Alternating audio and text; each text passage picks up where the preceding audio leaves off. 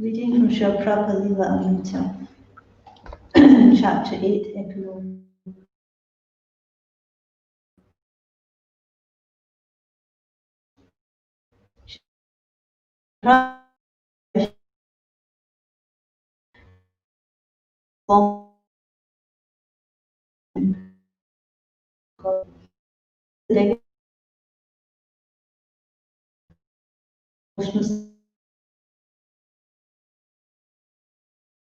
Aspects in India.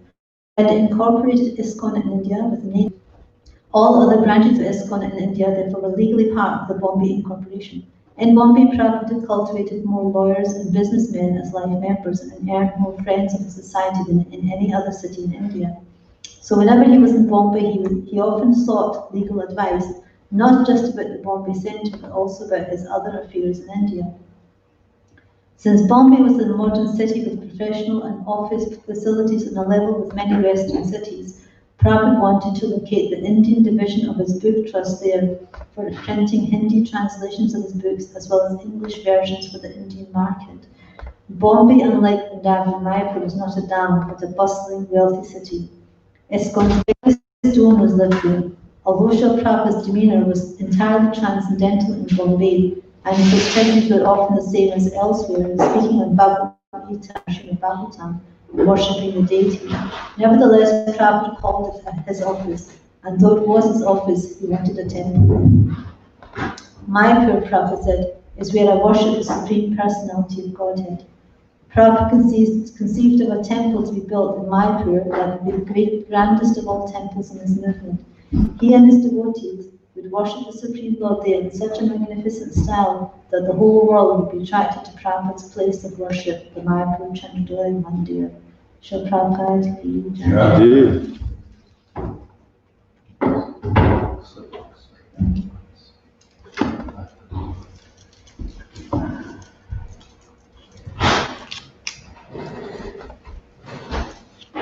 Om Namo Bhagavate Vasudevaya.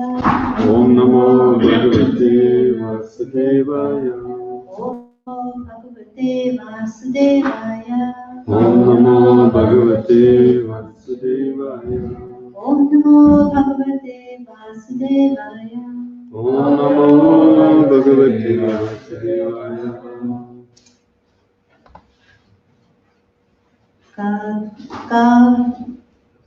Reading from Srimad Bhagavatam Class, Chapter 2, Text 7, Activities, Maharaja Abhinaya. Tvam Chikirshasi Kim Vaya Mayasi Kapi Bhagavata Devayana Vijay Vivashi Danushi Surid Atmano Rite Kim Va Vigan Brigayase Vipine Tan Katvam Chikirshasi Chakim Munivarishayane Katvam Chikirshasi Chakim Munivarishayane Maya Sikapi Bhagavat Paradevataya Maya Sikapi Bhagavat Paradevataya Vijay Vivarshitanushi Sudit Atmanorte. Virye Vibharshidanushi Surit Atmanorte. Kimva Mrigan Mrigayase Vipine Pramatam. Kimva Mrigan Mrigayase Vipine Brahmatam. Katvam Chikeshasi Chakim Munivarya Shaile. Katvam Chikeshasi Chakim Munivarya Shaile. Maya Sikapi Bhagavat Paradevataya. Maya Sikapi Bhagavat Paradevataya. Vijay Vivarshitanushi Surit Atmanorte.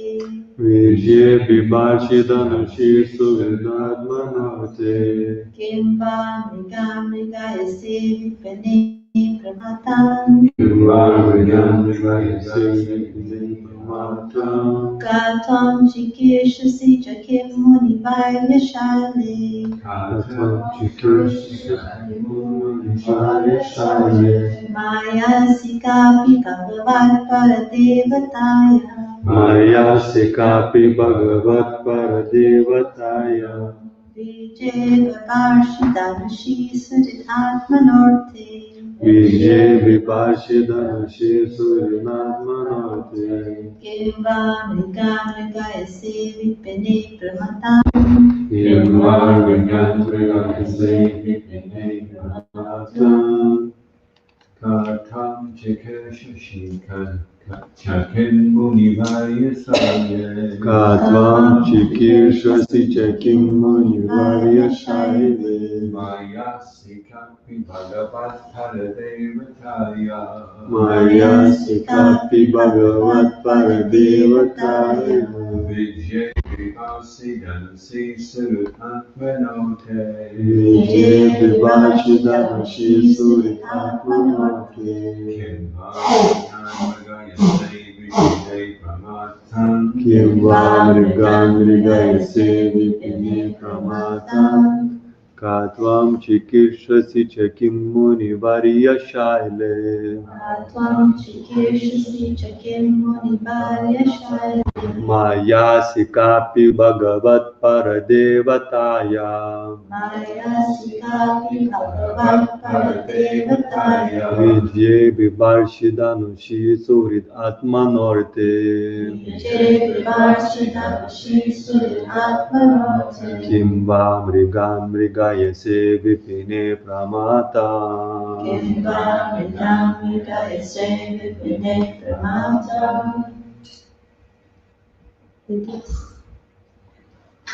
Katvam Chikeshasi Katvam Chikeshasi Chakim Munivarya Shaile. Katvam Chikeshasi Chakim Munivarya Shaile. Maya Sikapi Bhagavat Paradevataya. Maya Sikapi Bhagavat Paradevataya. Vijay Vivarshitanushi Suritmatmanote. Vijay Vibharshidanushi Suritmatmanote. Kimva Mrigan Mrigayase Vipine Pramatam. Kimva Mrigan Mrigayase Vipine Pramatam. Katvam Chikeshasi Chakim Munivarya Shaile. Katvam Chikeshasi Chakim Munivarya Shaile.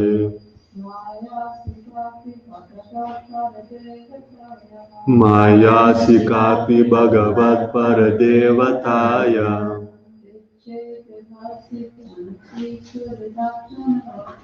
Vijay Vibharshidanushi Suhridatmanorte.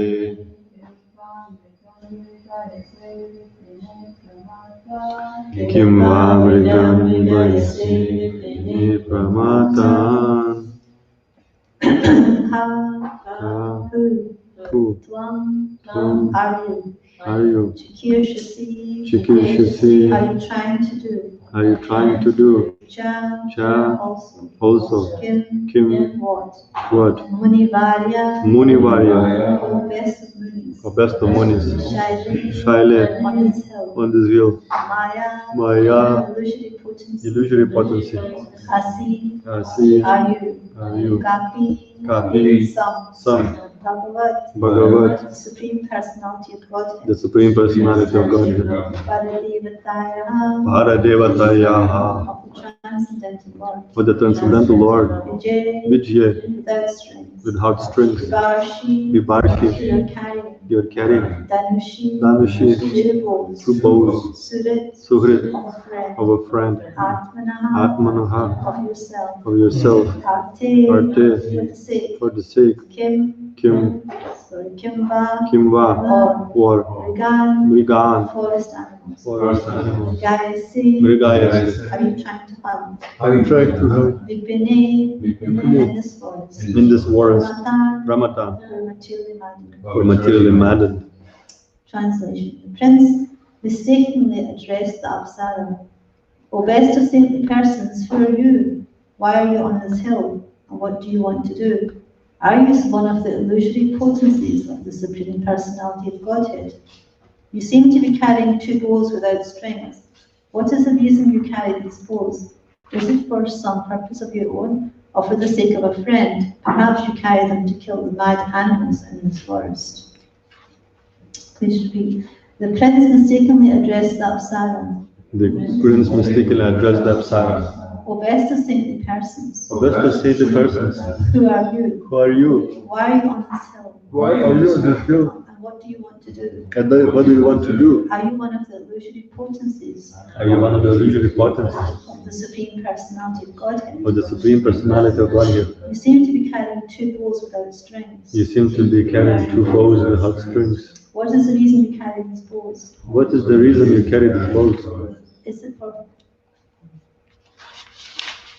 Is it for some purpose of your own? Is it for some purpose of your own? Or for the sake of a friend? Or for the sake of a friend? Perhaps you carry them to kill the mad animals in this forest. Perhaps you can kill the animals in this forest. Perfect by Srila Prabhupada Ki Jai. Yeah. While undergoing severe penances in the forest, Agnitra was captivated by the movements of Purvachiti, the girl sent by Lord Brahma. As stated in the Bhagavad Gita, when one becomes lusty, he loses his intelligence. Therefore, Agnitra, having lost his intelligence, could not distinguish whether Purvachiti was male or female. He mistook her for a Muni Putra, the son of a saintly person in the forest, and addressed her as Muni Varya. Because of her personal beauty, however, he could not believe her to be a boy. He therefore began studying her features. First, he saw her two eyebrows, which were so expressive that he wondered whether he or she might be the Maya of the Supreme Personality of Godhead. The words used in this connection are Bhagavat Paradevataya. Devata, the demigods, all belong to this material world, whereas Bhagavan, the Supreme Personality of Godhead, Krishna, is always beyond this material world and is therefore known as Paradevata. The material world is certainly created by Maya, but it is created under the direction of Paradevata, the Supreme Personality of Godhead. As confirmed in Bhagavad Gita, Maya Dakshina Prakriti Suyatisa Characharam. Maya is not the ultimate authority for the creation of this material world.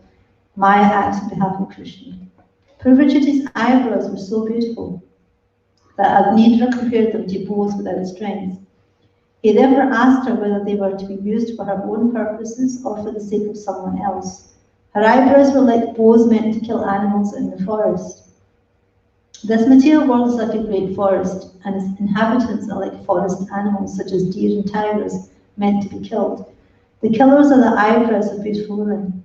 Captivated by the beauty of the fair sex, all the men of the world are killed by bows without strings, but cannot see how they are killed by Maya. It is a fact, however, that they are being killed. Bhutva bhutva praliyati. By dint of his tapasya, Agnitra could understand how Maya acts under the direction of the Supreme Personality of Godhead. The word pramatan is also significant. Pramata refers to one who cannot control his senses. The entire material world is being exploited by people who are pramata or vimuta. Prahlad Maharaj therefore said, Shochetato vimukha chetasa indriyata maya sukhaya bharam udvahato vimutam. They are rotting in material activities for transient material pleasure and spoiling their lives, toiling all day and night simply for sense gratification, with no attachment for love of Godhead. I am simply lamenting for them and devising various plans to deliver them from the clutches of Maya. Bhagavatam 7:9-43. Karmis who act very seriously for sense gratification are always referred to in the Shastras by such terms as Pramata, Vimukha, and Vimuta. They are killed by Maya. However, one who is apramata, a sane, sober person, a dhira, knows very well that a human being's primary duty is to render service to the Supreme Person. Maya is always ready to kill those who are pramata with her invisible bows and arrows. Agnidra questioned Purushree about this. Om Jnanatamaramadasya Jnananjana Shalakaya Chakshu Amritamana Tasmai Shri Gurave Namaha. Jai Shri Krishna Chaitanya Prabhu Nityananda Shri Advaita Gadadhara Shivasadi Gaura Hare Krishna Krishna Krishna Hare Hare Rama Rama Rama Hare Hare. So the prince mistakenly addressed Apsara, the best esteemed persons, who are you? Why are you on this hill, and what do you want to do? Are you one of the illusory potencies of the Supreme Personality of Godhead? You seem to be carrying two bows without strings. What is the reason you carry these bows? Is it for some purpose of your own, or for the sake of a friend? Perhaps you carry them to kill the mad animals in this forest. So in this chapter, we're hearing of the activities of Maharaj Agnidura, who was the son of Maharaj Priya Vracha, who was in charge of Jambudvip. And so you can see here that Maharaj Agnidura, he's been performing tapasya on this hill, Mandira hill, and he's been worshipping Lord Brahma to fulfill his material desires. So we can see that he's not on a very high level of devotional service, because pure devotees, they generally don't worship demigods to fulfill their material desires. They approach Krishna or the Supreme Lord. So here Maharaj Agnidura is wanting to enjoy his material life to the max, like he's a king, so he's got all opportunity to enjoy the material world to the maximum, and he's following the Vedic principles of Dharma to fulfill those desires. And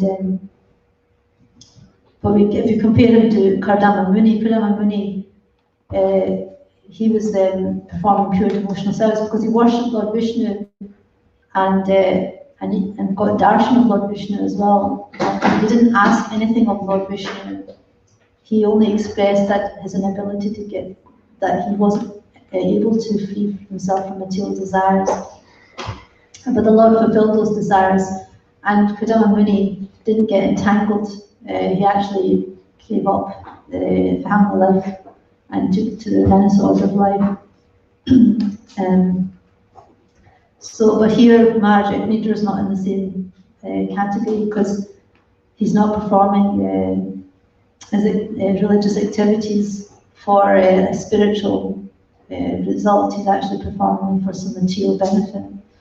So generally, people in this material world, they perform dharma or religious activities to get artha, which is economic development, or money, and they get the artha, or the money, to fulfill their material lusty desires, the kama. And when they get frustrated with this, then they actually go for moksha, or try to merge into the impersonal Brahman. So this is the process that materialistic people take.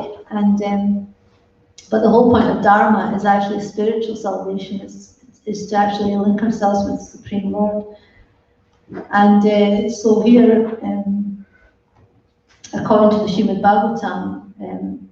Bhagavatam rejects all material activities which are materially motivated. So we read that in the first canto, the second verse, Dharma projito kaitavo paramam nimatsaranam satam. So Bhagavatam rejects all these material activities which are materially motivated, and proclaims the highest truth, which is loving devotional service to the Supreme Lord.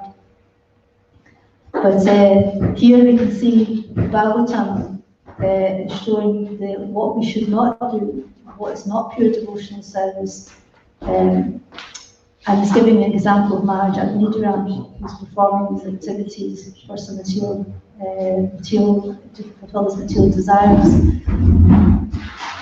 So, in response to this, Lord Brahma has sent an Apsara Purvachiti to fulfill his material desires. And Agnitra, once he sees Purvachiti, he loses his intelligence, and he couldn't even work out whether she was actually male or female, because he probably listened so much to Pastel from his childhood that he'd never seen a female, so he couldn't really tell whether she was a male or a female. But he could figure out that she wasn't a male, because she was so beautiful. And so he became full of lusty desires to enjoy her. So right now he's just asking about her beautiful form, what her eyebrows are so beautiful. So we can see that in the Bhagavad Gita, Krishna describes this situation of lusty desires, that they actually make one lose one's intelligence.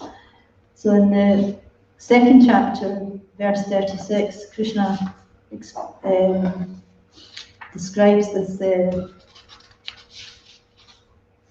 situation. He says, sorry, chapter 336.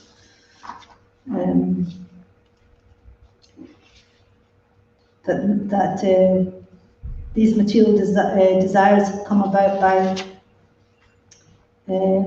lust. Arjuna is asking what these sinful activities, how is one engaged by force? And Krishna explains that it's lust only, which is born in contact with material mode of passion and later transformed into wrath, which is all devouring sinful enemy of this world. So this love, this eternal love for Krishna, is transformed into lust in the association of passion, in the mode of passion. So, and it's never satisfied. Krishna describes that different degrees of this lust. As fire is covered by smoke, as a mirror is covered by dust, whereas the embryo is covered by the living entity, similarly covered by different degrees of this lust.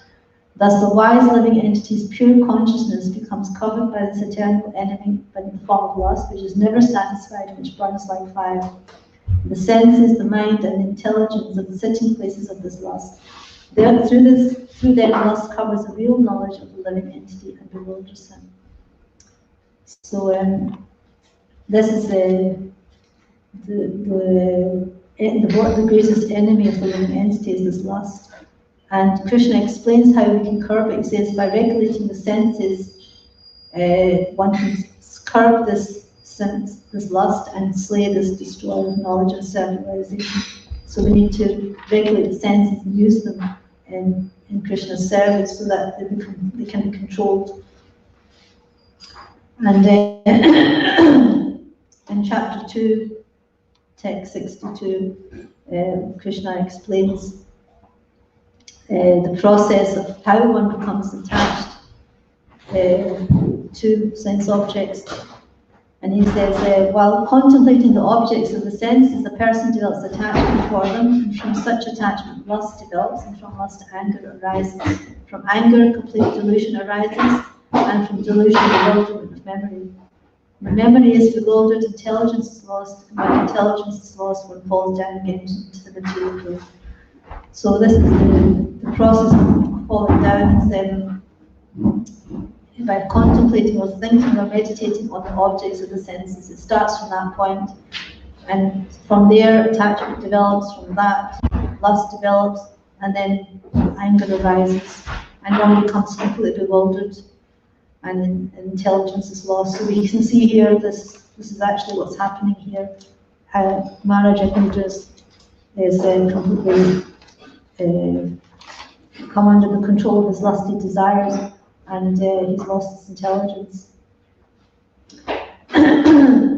So when we see material beauty, it actually agitates our hearts and it doesn't really satisfy our heart, whereas Krishna's beauty purifies our heart.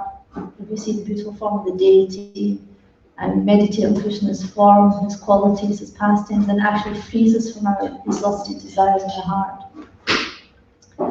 And this material beauty, as described in this purport, this verse and purport, is describing that the eyebrows are like bows without strings. So usually bows are like, and arrows are considered like weapons. So here, Purvachiti's beauty is like considered like a killing beauty. It's like Maya. It's actually meant to destroy the Jagannath, but he didn't take it like that. And but Krishna's eyebrows can free us from all lusty desires in the heart if we meditate on them. And so if we can become attracted to Krishna's beauty, then we won't become attracted by this material, this so-called material beauty of this material world. Because material beauty is just skin deep. As soon as there's some slight adjustment to the skin, then the beauty is lost, you know. Someone can be the most beautiful woman in the world, but as soon as there's some problem on her skin, like there's so many cases of these acid attacks on women, and the face becomes completely deformed, and nobody even wants to look at them. So even the most beautiful women can become the most ugliest women just by a change of the skin, you know, the slight difference to the texture of the skin. So it's very, very shallow, this material beauty, and so we have to be careful we don't come under the control of such external beauty. So it's just like if we put a drop of poison in a cup of milk, then that milk is considered poison. You don't drink it and think, oh, this is milk. You drink it, you wouldn't want to drink it because you know it's poison. The whole cup would be considered poison, the whole cup of milk. So similarly, if we see the effect that the same nectar, the so-called nectar Krishna describes, becomes like poison. So in the beginning it just looks like nectar, but actually it turns into poison. And that's what material pleasure is. In the beginning it's like nectar, but then it's like poison. Krishna describes that in the pleasure of the passion. It's described like that. So the senses come in contact with sense objects, and that becomes the origin of all miseries. And we have to be very careful we don't get into this entrapment of Maya that she can have. Because Maya is very, very strong, she's the illusory energy of the Lord, and her service is to actually keep us in this material world until we're actually free of all material desires, of all desires for sense enjoyment. And she'll give us tests. She'll test us to see how much we want Krishna, how much we're free from these desires. Just like she tested even Haridas Thakur. Actually, Maya Devi personally came to test Haridas Thakur. She didn't just send an apsara, but she actually personally came to test Haridas Thakur. And she failed because Haridas Thakur was so absorbed in chanting the holy names. So we have to take shelter of Krishna's name, form, qualities, beauty, his pastimes, so that we can become free from this desire to enjoy the material beauty. Krishna's beauty is so great and is ever fresh. Like physical beauty in this material world dries up. Eventually, everyone goes bald, and they end up having wrinkles, the teeth fall out. we can't really enjoy material pleasure forever in this material world because it's very temporary. And material relationships based on material beauty are very, very temporary. So, but spiritual beauty is in relationship to Krishna. And you can see that Krishna's associates also have the most beautiful, are the most beautiful because they have the most love for Krishna. So the more love one has for Krishna, the more beautiful one becomes spiritually. And Srimati Radharani's beauty is the greatest because she has the most love for Krishna. So this spiritual beauty has got nothing to do with the material world. You can taste that spiritual beauty by hearing about Krishna, his qualities, his names, his pastimes, his activities, and then by that we get free from these lusty desires to enjoy this material beauty, this material world. And chanting is the only way we can get to know Krishna's beautiful form, qualities, and pastimes. It's actually the very beginning, it's the method, the procedure by which we can actually know Krishna. And in that way we get free from these other forms of beauty. And there's a nice purport in the 7th canto by Prabhupada, and he's describing that chanting mantras is compared to releasing an arrow from a bow. So these mantras are considered like the bow. And it's a nice purport, I'll just read it. It says, when someone is purified, he gives up his bodily conception of life, that is his false identity of belonging to a certain community, a certain nation, a certain society, a certain family, and so on. He then takes the arrow of his purified life, and with the help of the bow, the transcendental chanting of pranava or the Hare Krishna mantra, he throws himself towards the Supreme Personality of Godhead. By dint of performing this heroic activity of devotional service, one receives the benefit of returning home back to Godhead. So if we become attached to this bow of the holy name, then we won't become attracted to the bow of the material energy in the form of beautiful eyebrows or any form of beauty. And the more we have Krishna, the more we will not be attracted by other things. Yeah. It's like we're sitting at a feast and we've had this huge feast and we're so full, and we can't, even if somebody offers us the most beautiful chocolate cake or the best preparation, our favourite preparation, we'll not be attracted to eating it if we're so full. We've probably experienced that ourselves when we're full to the max, and no matter what anybody gives us or offers us, we're not interested at all. So in the same way, we have to be so full of Krishna that even if the material energy is offering us the greatest allurement, we'll not be interested in it because we're so full of Krishna. So in that same way, then no matter what comes our way, we'll not be attracted to these other things because we're so full of remembering Krishna's name, form, qualities, and pastimes. And in that way, we'll always remain protected and safe. Is there any questions or comments?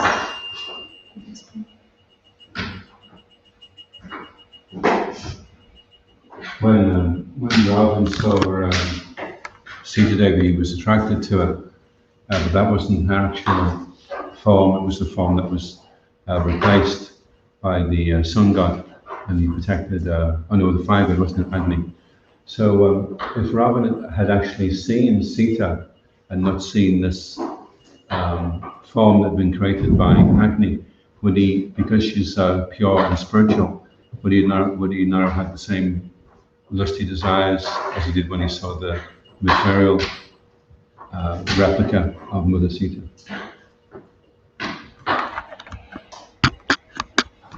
I'm not qualified to answer that question because I don't know.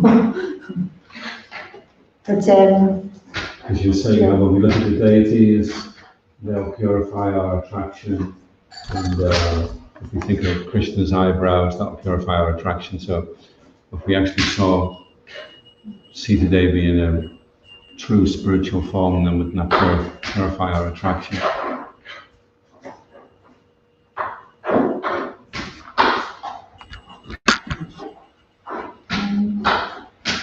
And also, it could be that with Sita, it's by revelation that you get to see, who Krishna is, who Sita is. So if you're not qualified, you wouldn't be able to see that form. Well, Surfing had seen Lord Ram, and she had lusty desires towards Lord Ram. So it didn't. He wasn't like a kind of a replication of the real Lord Ram. So her material desires, she wanted to still enjoy the Lord, so that lusty desire was still there. So the same with Ravana's lusty desires would still be there. He would still be trying to enjoy, wanting to enjoy Sita Devi. So, but because Surpanaka had that desire, then she in the next life became, is it Kubja? Did she become Kubja in the next life? I'm in the next.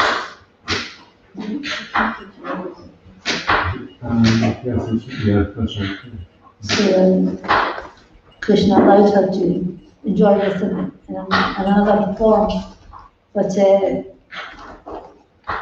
because her attraction was to have the Lord as her lover, then she had that desire fulfilled. But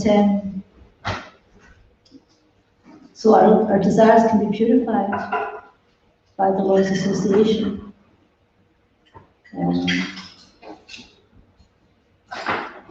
So even if we have those lusty desires, then they can be purified by the Lord's association. It's interesting with Ravan, Lord Ramachandra couldn't fire an arrow into his heart because Ravan was meditating on Sita Devi in the heart. It wasn't until he got angry and he forgot Sita that he could fire the arrow into his heart. So even though it wasn't, he was meditating on a replica form.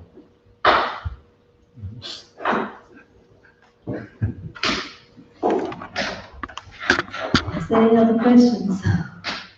Yes.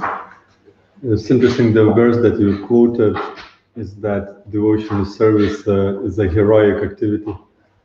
I don't think I heard this before, or maybe it just didn't register. But in one sense, it's interesting how the way it's put it, that, rising from Mangalarati, doing devotional service, etc. That's very heroic. Yeah, Prabhupada uses really words that is helpful, and it's like I like this part when he says he takes the arrow of his purified life and with the help of the bold and transcendent chanting of the Hare Krishna mantra, he throws himself towards the Supreme Personality of Godhead. So we're actually throwing ourselves towards Krishna by the bow, the holy name.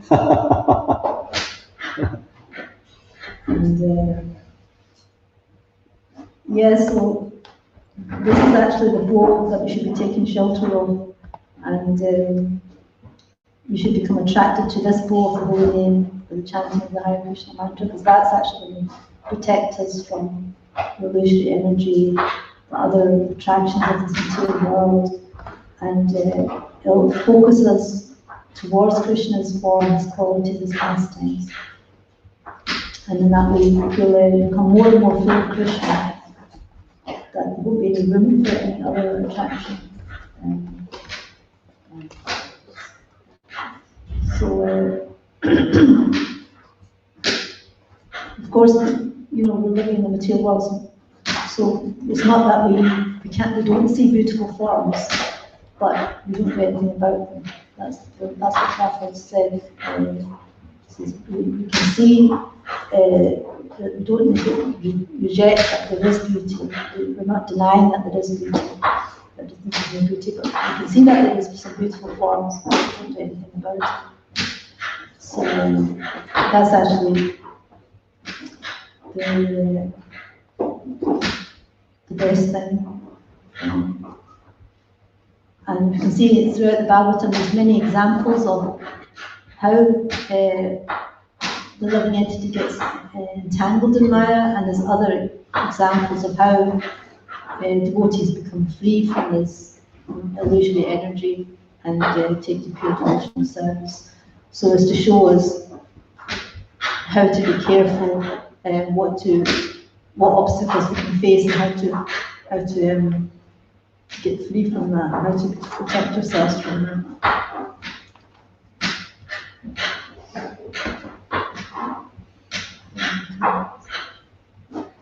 And it's interesting as well that the effect that it has on you, like becoming bewildered by lust, is losing intelligence and ability to think and see things properly.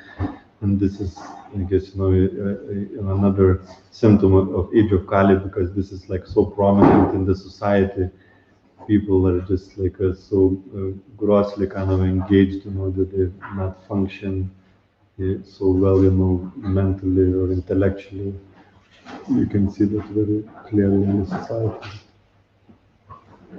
yeah, yes, because everything's so much based on the bodily concept of life. It's becoming more and more, the body is becoming the main thing. So much focus on the bodily concept of life, and changing the bodily features, making it more beautiful, changing the bodily looks, and even the gender. It's all based on the body. There's no concept of that. You're not the body, you're the soul. So the more society becomes entangled in this bodily concept of life, it's very, very difficult for people to actually see that there's anything beyond it. And they're so entrapped that that's all that matters, is the body and the body relationships. They're not looking for any permanent relationships, they're just looking for some temporary relationships in this material world. And they're trying to enjoy it. And most people are not even enjoying so much, they're suffering, but they're thinking they're enjoying even that suffering condition. Just like the camel. The camel is eating the thorns of a tree, and the taste of the blood, he's actually relishing the taste of that blood in his mouth, thinking that it's actually enjoyable. It's actually his own blood. So people are actually suffering like that. Bhagavatam describes that. It's a very kind of tamasic enjoyment. Like even the animals, they're enjoying, but what is their level of enjoyment? The hogs are enjoying, their level of enjoyment is not very, very high.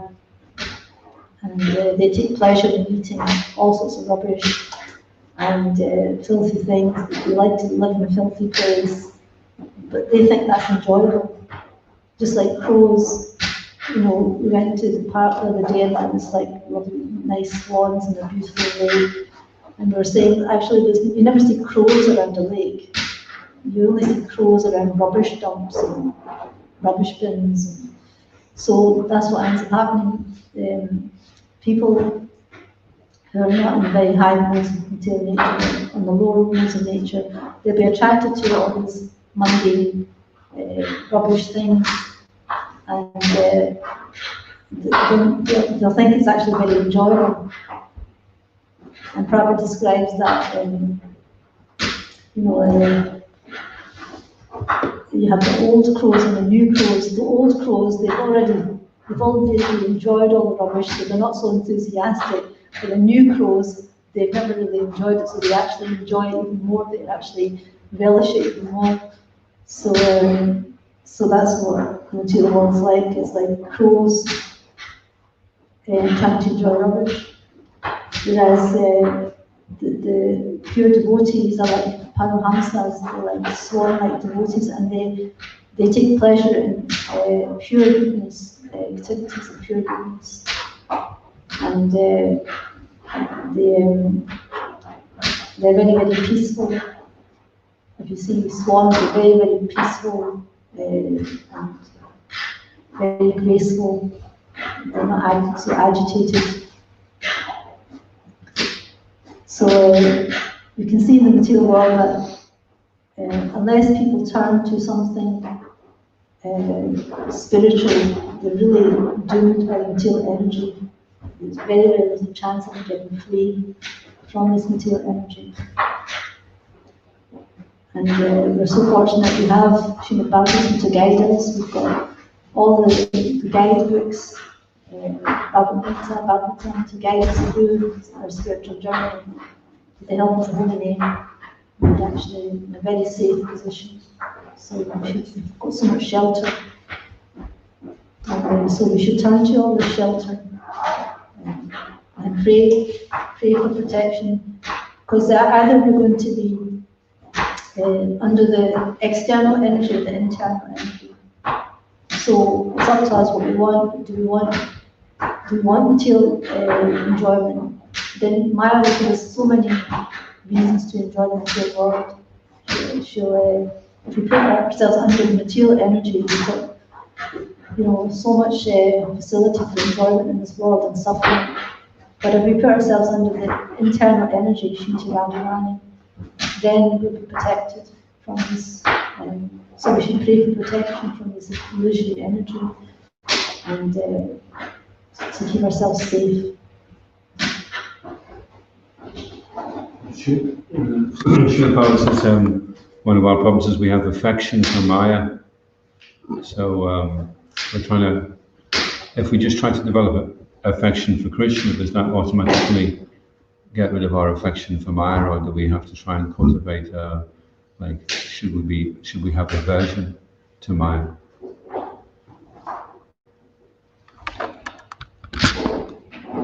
Well, there needs to be some sort of, even although we're performing devotional service, Maya will test us, so we need to be aware that Maya is testing us, that Maya is alluring us in some way before we get caught up in it.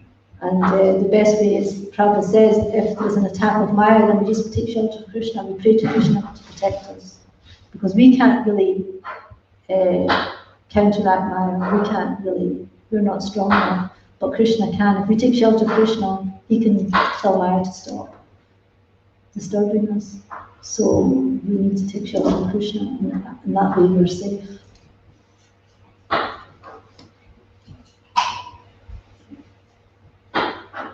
Thank you. She looks as Sorry, wonderful class. I've heard Srila Prabhupada saying that sinful activities in society can reduce the lifespan.